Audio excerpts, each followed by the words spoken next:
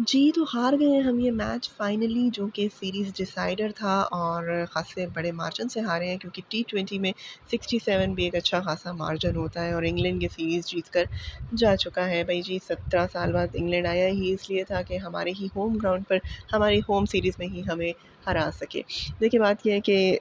हम कभी भी अपनी टीम से ये एक्सपेक्ट नहीं कर सकते कि 100 मैचेज़ आप खेलें और 100 में से 100 ही आप जीत जाएँ और कर भी नहीं रहे होते। हम ये एक्सपेक्ट बात सिर्फ़ इतनी है कि 210 चेज़ करते हुए ईशान मसूद जैसे बैट्समैन अगर 130 के स्ट्राइक रेट से खेलेंगे, तो फिर हम यही कहने पे मजबूर हैं कि हमें कब मिलेंगे वो प्लेयर्स जो कि सिचुएशन के हिसाब से खेलना सीखेंगे। उधर इंडिया और साउथ अफ्रीका का मैच हुआ है जिसमें हमें साउथ अफ्रीका की एटलीस्ट इतनी फ़ाइट नज़र आई है कि एक वन साइडेड मैच नहीं था। हमें हार्दिक पांड्या, रवींद्र जडेजा और सूर्य कुमार यादव जैसे बैट्समैन कब मिलेंगे, जो कि सिर्फ़ आते ही पहले बॉल पे ही सिर्फ़ छक्का नहीं जड़ देना, आसिफ, खुशदिल और इन सब हार्ड हिटर्स की तरह जो कि हमारे पास सो कॉल्ड हैं, बल्कि एक प्रॉपर स्ट्रैटेजी से खेलना है, प्रॉपर शॉट्स खेलने हैं, पक्के शॉट्स खेलने हैं।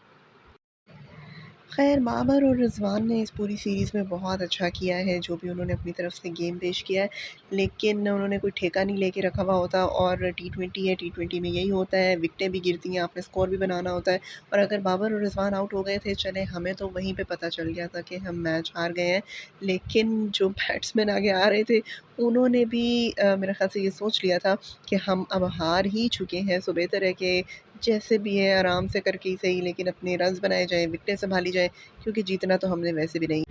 खुशदिल और शान की बैटिंग से तो ये लग रहा था कि या तो कोई डेड रबर खेला जा रहा है या प्रैक्टिस मैच। कहीं से भी नहीं लग रहा था कि 210 चेज़ करने के लिए ये बैट्समैन खड़े हैं और अगर इसी कॉम्बिनेशन के साथ हमें वर्ल्ड कप में भी जाना है, तो फिर ये मीम बेस्ट है।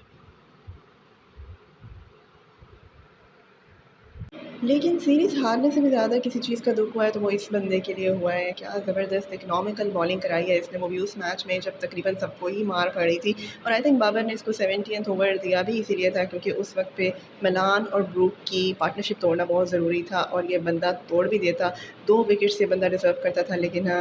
बाबर ने भी इसका कैच ड्रॉप किया और वसीम जूनियर ने भी। लेकिन बाबर से मिसफ़ील्डिंग हुई लेकिन इतनी बड़ी लेगेसी के सामने इतना मार्जिन प्लेयर को देना पड़ता है, कोई नहीं हो जाता है। जैसे कि एशिया कप के फाइनल में शादाब ने भी मिसफ़ील्डिंग किया था, तो तब भी यही हमने कहा था कि कोई नहीं, इतना मार्जिन देना पड़ता है एक अच्छे फ़ील्डर को। उधर वसीम अकरम ने भी हेवीली क्रिटिसाइज़ किया है अपनी कमेंट्री में मिडल ऑर्डर को और मुझे तो समझ नहीं आ रही कि अगर इस तरह के एक्सपर्ट्स भी पॉइंट आउट करते हैं टीम की वीकनेसेस को, स्पेशली मिडल ऑर्डर जैसी बात को, जो कि हम सब काफ़ी अरसे से कह रहे थे, तो उनकी बात भी नहीं सुननी, अवाम की भी नहीं सुननी, एक्सपर्ट्स की भी नहीं सुननी, तो फिर सुननी किसकी है? टीम मैनेजमेंट की। तो ये मैनेजमेंट तो वैसे ही कुदरत के निज़ाम पे चलती है। इस मैनेजमेंट का तो आप पिछले कुछ अरसे से डिसीजन देख लें कि ना शाहीन को रेस्ट दिया गया और ना ही रिज़वान को। रिज़वान को एक आध मैच में अगर आप रेस्ट दे देते हैं तो कौन-सी बड़ी बात है, आपको कम से कम एक पूरी सीरीज़ का रेस्ट तो देना था। लेकिन अगेन रिज़वान के अलावा हम रिलाय किस पे करेंगे, वो बातें भी आ जाती हैं। तो आई थिंक ये जो एक कॉन्सेप्ट आ गया है टीम के अंदर कि मैनेजमेंट ने और कैप्टन ने और किसी ने भी किसी की बात सुननी ही नहीं है, ये एक बड़ा अजीब-सा कॉन्सेप्ट है क्योंकि आपके फैन्स, आपके सपोर्टर्स आपको एक पॉज़िटिव और कंस्ट्रक्टिव किस्म का जो क्रिटिसिज़्म दे रहे होते हैं, वो आपको सुन लेना चाहिए कम से कम। वो जैसे शादाब ने कहा था कि हमारी कोशिश होती है खिलाड़ियों के कानों तक तनकीद नहीं पहुँचे, तो भाई आपके सपोर्टर्स और फैन्स ही होते हैं ये जो अगर कोई गलती पॉइंट आउट कर देते हैं, तो थोड़ा-सा दिल बड़ा करके सुन लिया करें। बहरहाल वर्ल्ड कप से पहले ये एक ट्राई सीरीज़ होने वाली है न्यूज़ीलैंड और बांग्लादेश के साथ जिसमें मज़ीद हमारा मिडल ऑर्डर जो है वो एक्सपोज़ हो जाएगा। लेकिन फिर भी हमने अगर कुछ नहीं किया और वर्ल्ड कप में इसी मिडल ऑर्डर के साथ गए स्टिल, तो फिर तो हम यही कहने पे मजबूर हैं। मेरी बर्दाश्त की एक हद है, so please don't limit the cross.